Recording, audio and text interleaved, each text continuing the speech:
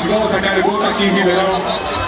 Essa música que a gente acabou de tocar pra vocês, cara, é pra uma longa lista de políticos, tipo Fernando Collor, Renan Calheiros, José Sarney, uma longa lista de gente que tem que acreditar, cara, que o Brasil cabe dentro do bolso deles. Foda, velho. Por enquanto, cara, Brasília é mais do que isso, cara. Essa música que a gente acabou de tocar, e essa próxima, assim, de uma banda que deu início ao rock and roll de Brasília, chamada Aborto Elétrico.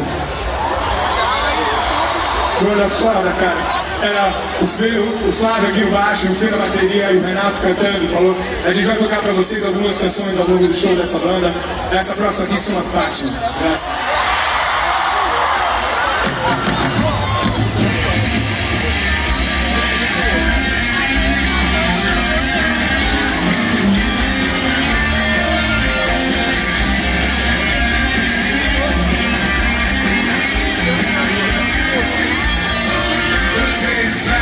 Intervenção divina, mas não sabem que o tempo agora está contra vocês.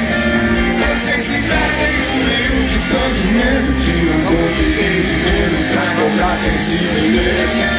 E vocês armam seus esquemas ilusórios, continuam só fingindo que o mundo ninguém vê. Aí, irmão. Acontece que tudo tem começo, segurança de droga. Eu tenho pena de você. Toma aí, Zé.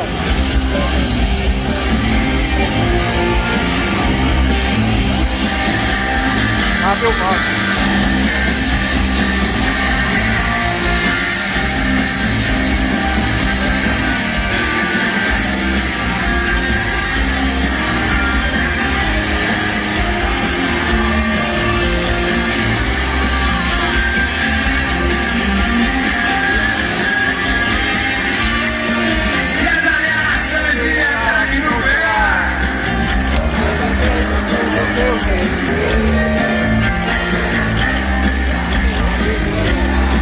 Vocês são vermes e pensam que são reis.